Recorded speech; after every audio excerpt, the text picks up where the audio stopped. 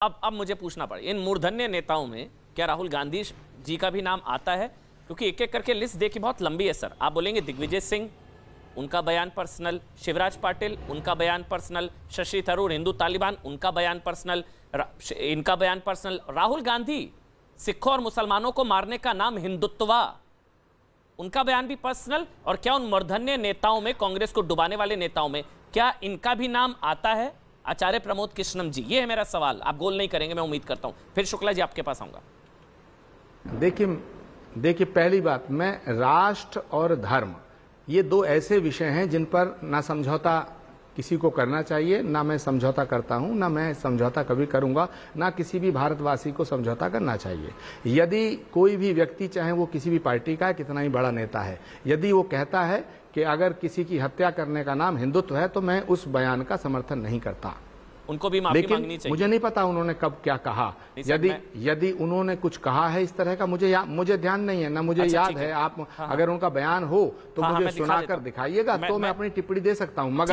मगर अगर कभी भी किसी भी धर्म के विषय में किसी बड़े नेता ने कोई बयान इस तरह का दिया है, तो मैं उस बयान का समर्थन नहीं करता।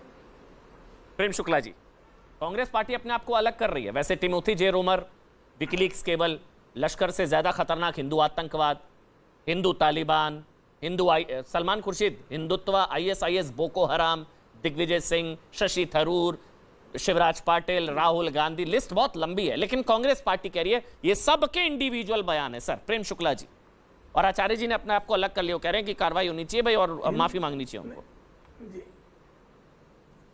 अमन जी, हिंदुत्व को जिहाद के समानांतर खड़ा करने का प्रयास करने वाले ये सारे इंडिविजुअल्स एक ही दल के जिम्मेदार पदों पर क्यों हैं? और उस पार्टी, जब किसी पार्टी का मत जो है, भारतीय जनता पार्टी का मत, हमारे शीर्ष नेतृत्व के लोगों का जो मत उससे अलग है, उनका मत पार्टी का मत है ही नहीं। और ये बारंबार हो रहा है। और 2007 से 2022 15 वर्षों की यात्रा है, और उस यात्रा को आप कंटिन्यू कर रहे हैं और आपके कंडक्ट में दिखाई देता है।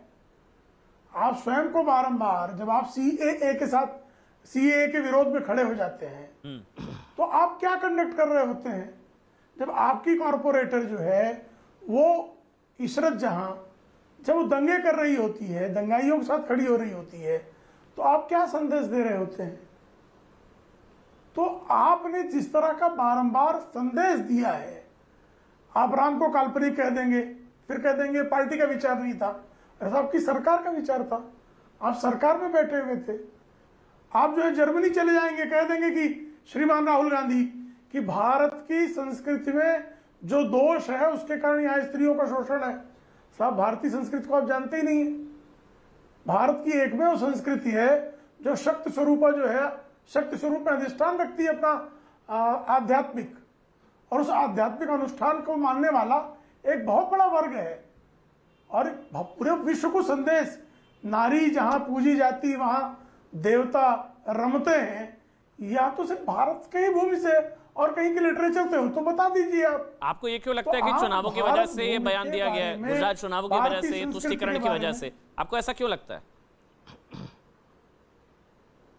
फिर तारीख फतेह जी, हर चुनाव के मौसम में ही इनसे इस तरह की बातें होती ना भाई। जयपुर के कांग्रेस के चिंतन शिविर में ये हिंदुत्व के बारे में कह देते कि हिंदुत्व जो है भगवा आतंकवाद है। ये महंगाई पर रैली करने जाते हैं और कह देते हिंदुत्व अलग है, हिंदू अलग है। ये कि पुस्तक रिलीज होती है अयोध्या पर और बोको हरम से तुलना कर देते हैं सलमान खुर्शीद।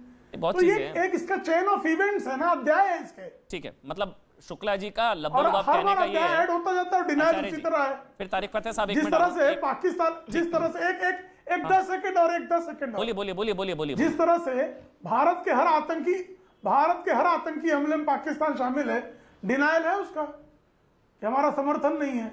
उसी तरह से कांग्रेस का है कि हिंदुत्व पर हर कलंकित करने का कुत्सित प्रयास इनके नेताओं द्वारा होगा। ठीक है, अखाड़ा परिषद के प्रवक्ता महंत नवल किशोर दास जी भी हैं, इनके पदाधिकारियों द्वारा। मैं तारिक फतेह आपके पास आ रहा हूं, लेकिन उससे पहले एक बार मैं मौका देना चाहूंगा। आचार्य जी बहुत देरी से जुड़े हैं। आचार्य जी, लबोलवाब ये है, आप आदमी सही हैं, पार्टी गलत पार्टी में है बस।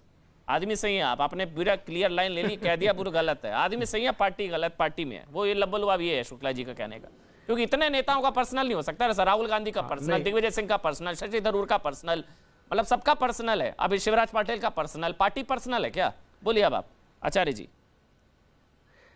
देखिए प्रेम शुक्ला जी बहुत ही विद्वान प्रवक्ता हैं, भारतीय जनता पार्टी में हैं और वो सामना अखबार के संपादक भी रहे हैं। मैं उनके बुद्धि पर, विवेक पर कोई प्रश्न चिन्ह नहीं लगाना चाहता, लेकिन मैं उनसे एक सवाल पूछना चाहता हूं विनम्रता से कि क्या ये इस तरह के नेता एक ही पार्टी में हैं? भाई आपकी पार्टी में भी हैं, एक आपकी पार्टी में ऐसे नेता हैं जिन्होंने कहा था ब्रह्मा में विष्णु बसें, रम में रमते राम हैं, और बियर में नरेश अग्रवाल और ठर्रा में हनुमान। तो ये हाँ, तो ये अब देखिए आपने कह दिया। एक इनकी पार्टी में नेता है निषाद साहब, उन्होंने कहा था कि साहब जो दशरथ, राजा दशरथ के पुत्र नहीं थे साहब भगवान राम। और एक इनके नेता हैं जिन्होंने एक कह दिया था शर्मा जी हमारे के सीता जो है मैया को परख नली शिशु बताया था। तो ये क्या मैं ये मान लूं ये भाजपा का विचार है? नहीं, कोई भी पॉलिटिकल पार्टी इस तरह की वाहियात बातों का समर्थन नहीं करती है। ऐसे ही कांग्रेस के अगर नेता इस तरह की बात कर रहे हैं, अगर कोई कांग्रेस का नेता ये कहता है कि साहब जिहाद की गीता से, श्रीमद् भगवत से की तुलना की जाती है, मुझे नहीं लगता कि ये उचित है और मैं उसकी घोर निंदा करता हूं। लेकिन मुझ में और प्रेम शुक्ला जी में एक फर्क है। मैं अपनी पार्टी की कुछ गलत बातों का विरोध करने का साहस रखता हूं, लेकिन प्रेम शुक्ला जी का साहस शायद नहीं हो पा रहा है कि वो अपनी पार्टी के उन नेताओं का विरोध कर पाए।